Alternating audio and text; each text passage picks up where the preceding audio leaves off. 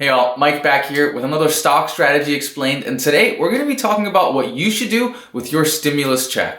And if you like the stimulus check going into your bank account, make sure you also give this video a thumbs up too, because guess what? This is going to help your bank account grow even more. And just a quick disclaimer, this is not legal, tax, financial, or investment advice. Make sure you do your own research before you do any sort of investment. And with that, let's get right into the details of the stimulus check. So first off, they're still voting on the $2,000 stimulus check. So for now, if you make less than $75,000, you're pretty much guaranteed to get a $600 stimulus check.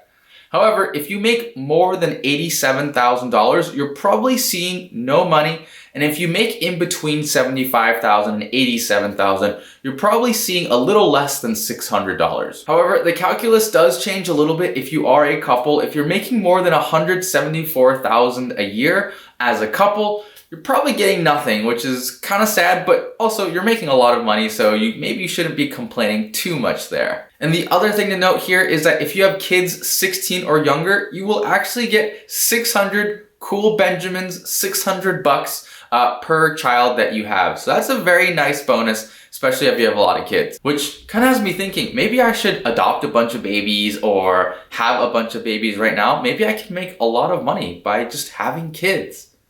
Anyways, let's get into what you should do with your stimulus check, what you should do with your 600 Benjamins once you get it into your bank account. So first things first, make sure you buy some groceries, make sure you pay your rent, make sure you pay off your credit card debt. That is probably the most important thing and highest priority thing that you should do with that money. You should actually use it to live your life. So the next thing that I take a look at is 600 bucks in your lifetime honestly is not that much. You're gonna be making thousands, tens of thousands, potentially hundreds of thousands of dollars throughout your lifetime. But the one thing that does stick with you throughout your whole life is education. And what I really recommend is buying books, buying COURSERA courses, learning about finance, learning about stocks, learning about things in the world through education and through books. And some of my favorite books that are pretty cheap right now are The Intelligent Investor and A Random Walk Down Wall Street. These two books will give you a really good sense of what it takes to become wealthy later on in life and to buy stocks and diversification and how important it is for your portfolio. So I really recommend these books. Remember, you gotta get smart. So the third big thing that I do with your stimulus check is save it in an emergency fund. Especially during this pandemic, you never really know what's gonna happen. You might lose your job, God forbid, which is horrible. Maybe you get COVID, maybe your family member gets COVID and you wanna leave your job and help take care of them.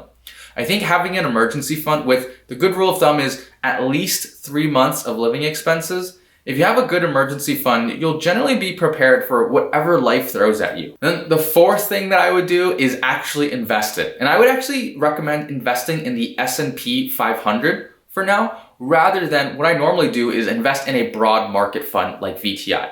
So I'd actually recommend a fund called IVV. Another very popular one is SPY, SPY. I love saying it because I feel like a spy. But it's an S&P 500 fund. And the main reason for this is there's a lot of articles saying there will be a K-shaped recovery this year. And what that means is the top of the market will actually do very, very well. So kind of like a K, but the bottom of the market, so the broader market like small businesses and smaller, businesses that don't do well during the pandemic will actually go down. And I think the S&P 500 is a great collection of that top half of that K. So I really think these top 500 companies are going to do very well during the pandemic. So that's why I recommend an S&P 500 fund over a general broad market fund. And just taking a look at some quick math here, the S&P 500 returns about 8 to 10% on average every year. If we just take that low end, that 8%, you'll find that if you let your $600 sit in an S&P 500 fund for 30 years, you will have over $6,000. And again, this is all without doing anything. So basically you put your $600 in an S&P 500 fund and in 30 years, you'll come out with over $6,000. So it's a great way to just let it sit and set it and forget it and just kind of make money. The thing here is, unless you're an experienced investor, I don't really recommend taking that $600 and picking individual stocks like Tesla or Google or Amazon. And the big reason is diversification. You really don't know who's going to win out of these stocks, who's going to do the best. And so if you have a basket of stocks which is what an ETF or an S&P 500 index fund does really well. It basically collects this basket of stocks. And if there's a winner, you're going to win. If there's a loser, one of those winners is going to cancel out that loser. So I really recommend diversification into one of these funds rather than picking individual stocks, especially if you're a beginner investor. For a little bit of context, I have a lot of my money inside these index funds with S&P 500, and I really believe in these, and I'm actually seeing a decent return. So I'm not just telling you and giving you this advice, I'm also following my own advice too. I invest in S&P 500 and I have a lot of my money in it. So the last but not least recommendation that I have with your stimulus check is to put it into a dividend stock that pays out some sort of passive income every month or every year. My favorite right now is AT&T. This is a very stable stock, and best of all, they pay out 7% every year, which is huge. And this is one of the top dividend stocks in the whole market right now. And so for a little bit of math, if AT&T pays out 7%, if you stick $600 in AT&T stock right now,